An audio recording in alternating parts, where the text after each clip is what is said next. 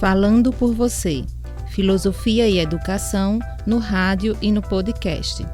Um projeto de extensão do curso de Licenciatura em Filosofia, Campus Caicó, da Universidade do Estado do Rio Grande do Norte.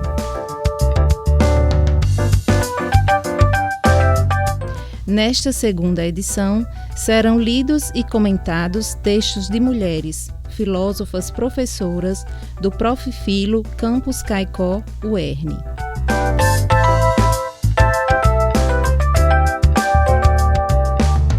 Episódio 15.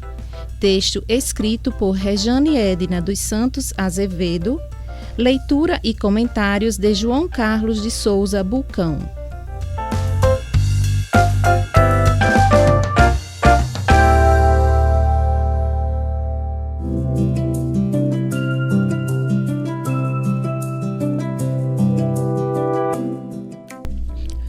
Movida pela nostalgia, alegria e gratidão pelo convite, começo por perguntar: o que queres saber sobre essa menina, mulher, mãe, professora? Que lugar de fala tem uma mulher na filosofia? Pois bem, lá no início da década de 80, nasce a segunda filha de Antônio, um jovem agricultor e da Guia, singela dona de casa, concebida logo após a partida de um irmãozinho que voltou para o céu com apenas 17 dias de nascido. Ela recebeu o nome de Rejane, escolha de sua mãe, que diz tê-lo escolhido pela boniteza. A menina Rejane rememora uma infância muito feliz que guarda cheiros, sentimentos e memórias ainda bem vividas nas suas lembranças. Foi uma infância repleta de brincadeiras e vivências familiares marcadas pelo amor e a conexão com a natureza.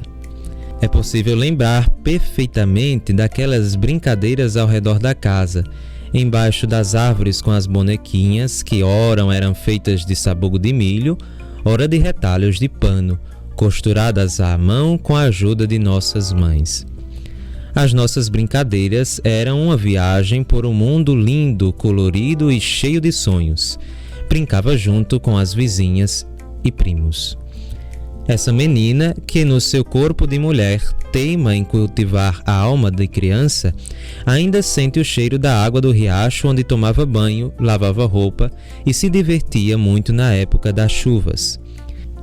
E as brincadeiras com as frutinhas de pereiro que a gente chamava de galinhas. Era mágico amanhecer o dia e ouvir o canto dos pássaros, sentar no batente da cozinha e imitar o bem-te-vi, aquele passarinho que sempre foi o seu preferido. Lá para as tantas, já estávamos brincando com os peões, feitos com palitos de fósforo e fruta de pinhão, que a gente chamava de carrapeta.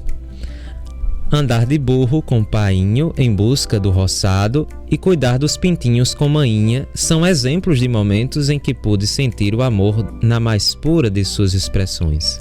Aos 9 anos de idade, já com meus 3 irmãos, Jaqueline, José Geraldo e Diana, ajudava minha mãe a cuidar deles, sendo impossível esquecer o dia em que ficamos em casa sozinhos e em uma brincadeira inocente tacamos fogo em um paiol de algodão. Essa é uma memória episódica que permanece viva na minha mente, como se pudesse sentir o calor das chamas a nos apavorar. São tantas lembranças do tempo de criança que não poderia faltar as que vivi nas andanças a caminho da escola, logo cedo. Depois do café, vestia a farda, aquela sainha com pregas de tergal e blusa branca com o nome da escola bordado no peito. Pegava um material que não passava de um caderninho pequeno, lápis grafite, borracha e coleção de lápis de cor, guardados em uma caixinha de linha que era nosso estojo. A bolsa era simplesmente um saquinho que guardávamos daquela sandália havaianas nova que calçava para ir à escola. A minha primeira escola foi a Escola Isolada Rio Salgado, um grupo escolar pequeno que ficava à beira da estrada. Hoje, infelizmente, não mais existe. Virou uma residência, restando apenas boas lembranças na memória de quem em outrora estudou lá. Tinha apenas uma sala de aula, a cozinha e o banheiro das meninas e dos meninos. Lá tive apenas uma professora que se chamava de Dona Júlia. Foi ela que me ensinou a ler, escrever, contar e conviver. Dá para ouvir lá no fundo da alma suas pacientes explicações e conselhos, que ficaram marcados no coração e caminham comigo até hoje nas minhas andanças aprendizes e ensinantes. Talvez tenha sido lá, na simples casinha de taipa ou na primeira escola, que comecei a sentir e pensar sobre o sentido da vida. Isso é filosofia? Será que minha mãe e meu pai, ao me ensinar a trilhar sempre os caminhos do bem, não estavam a filosofar? E Dona Júlia, ao me alfabetizar, trazia a filosofia? Ou será que filosofia não se ensina? Então, não se aprende filosofia? Será que simplesmente se sente ou se vive? Foi assim, embalada por essas memórias experienciais vividas com minha família e na escola, que aprendi valores humanos indispensáveis à vida, dentre eles o amor pela natureza, que hoje se amplia ao cuidado e respeito com o meio ambiente.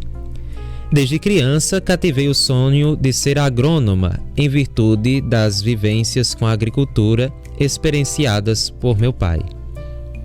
No entanto, isso não foi possível pelo fato de não ter este curso disponível nas universidades próximas a Cruzeta, no Rio Grande do Norte. Assim, ao terminar o ensino médio, optei pelo curso de magistério, porém enxergar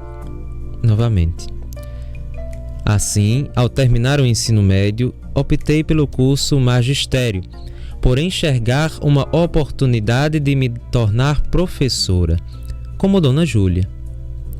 Ingressei em 1997, concluindo em 1999, ano em que prestei o vestibular e fui aprovada para o curso de pedagogia. Ao nascer de um novo século, estava aquela menina sonhadora, a andar por novos caminhos, enxergando no horizonte a filosofia. Foi paixão à primeira vista. Lembro-me muito bem da aula em que o professor nos apresentou a leitura de O Mundo de Sofia, de Jostein Gaarder. Ah, que romance! Devorei-o em poucos dias, embaixo do alpendre lá de casa. Mais tarde, já encantada com a filosofia grega, lá vem um professor propor a leitura de O Pequeno Príncipe, de Saint-Exupéry. Todo mundo riu na sala, com olhares que diziam: ele está louco, isso não é livro para universitário ler. A gente já leu. Eu, meio envergonhada, pois não o conhecia, fiquei calada e logo tratei de ler. De fato, uma leitura cativante que pode ser lida em todas as idades. Sempre vai nos trazer ensinamentos novos. Carreguei para sempre. Só se vê bem com o coração. O essencial é invisível aos olhos. O encantamento pela filosofia e os olhos do coração logo me fizeram enxergar um grande amor pela educação infantil, que nasceu no estágio da graduação e foi crescendo ao longo dos anos em que tive experiências educativas com adultos e adolescentes e sentia que faltava algo. No ano de 2007, consegui aprovação no primeiro concurso para lecionar na cidade de Acari, no Rio Grande do Norte. Fui encaminhada para a escola Terezinha de Lourdes Galvão e, para minha felicidade, recebi uma turma de pré-escola nível 4, crianças com 4 anos de idade. Foram 8 anos aprendendo e ensinando com crianças dessa mesma idade, e, sem dúvida, os anos profissionais mais felizes da minha vida. Foi nesse período que me especializei em educação infantil pela UFRN. Nessa trajetória, talvez a filosofia estivesse presente em minha sala de aula. Uma das portas de entrada para ela talvez tenha sido a literatura.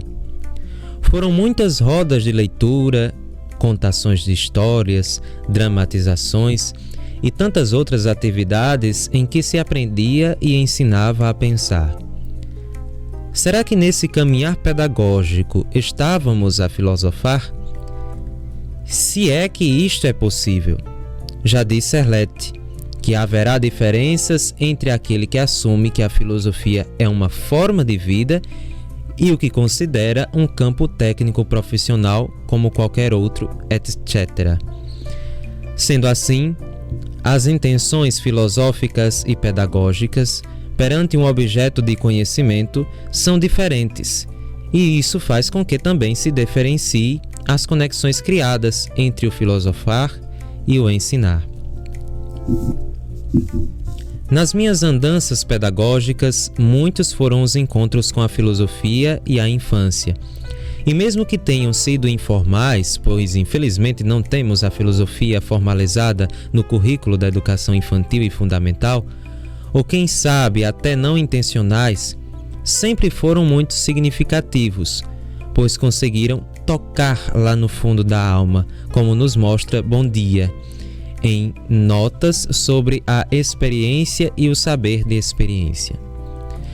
Será que esses encontros estimulam o pensamento crítico e, de fato, são momentos filosóficos?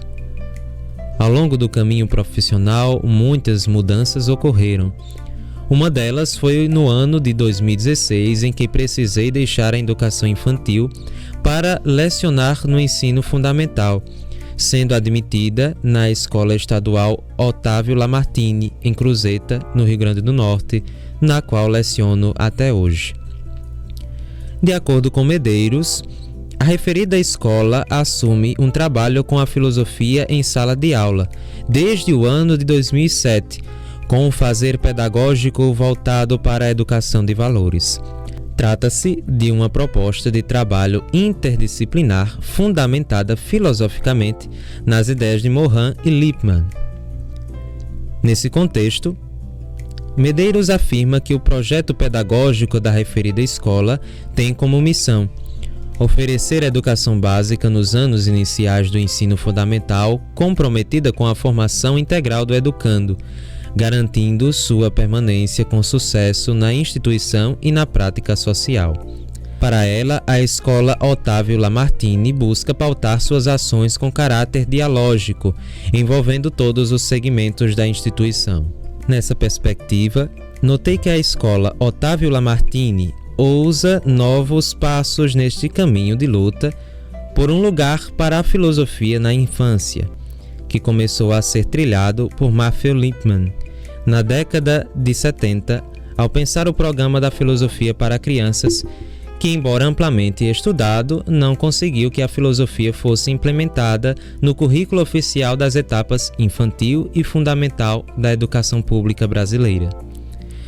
Ao chegar na referida escola, logo percebi o quão incorporada esta missão está na prática pedagógica dos professores, notando-se o compromisso com a educação de valores, necessários a essa formação integral dos educandos.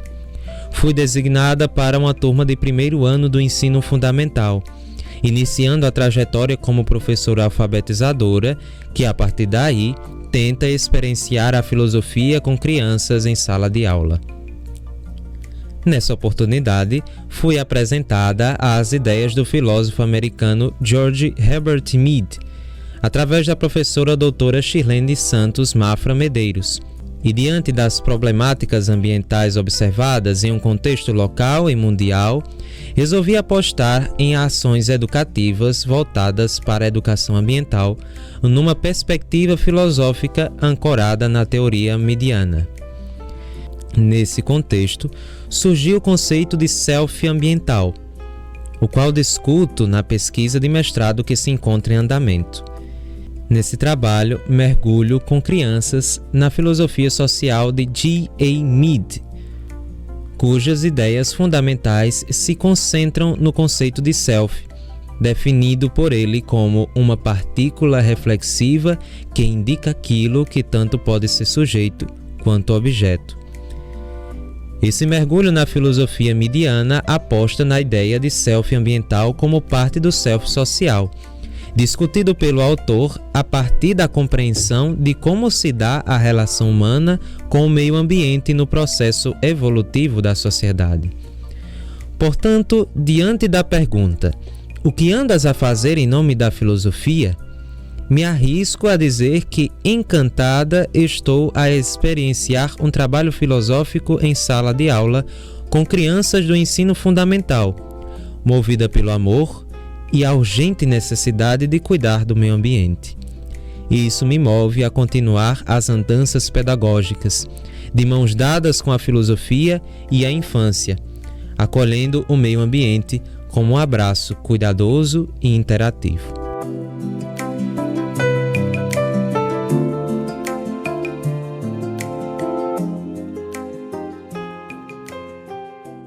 O texto de Rejane dos Santos é um relato tocante que mescla memórias pessoais e reflexões filosóficas.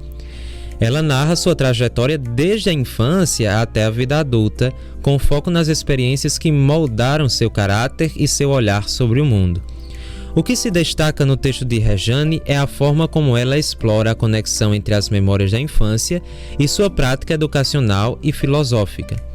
As cenas que descreve, das brincadeiras ao ar livre com os irmãos e o contato com a natureza, evocam um sentimento de nostalgia e revelam como esses momentos foram essenciais para a formação de sua sensibilidade e curiosidade filosófica. Rejane explora o conceito de infância não apenas como um estágio da vida, mas como um princípio filosófico de curiosidade, de recomeço, de perguntar sem medo. Ela se alinha com uma visão de educação que valoriza o encantamento, maravilhar-se e a descoberta contínua. No entanto, seu texto vai além da narrativa pessoal, tocando em questões mais amplas sobre o papel da mulher como educadora e filósofa em um contexto social que nem sempre valoriza essas figuras. Ela compartilha suas reflexões sobre como a experiência de ser mulher, mãe e professora a coloca em uma posição de constante questionamento, desafiando não apenas as normas educacionais, mas também as expectativas impostas às mulheres. A autora mantém um tom de resistência e resiliência, destacando como suas vivências a moldaram e a inspiraram a manter viva a chama da filosofia em seu cotidiano.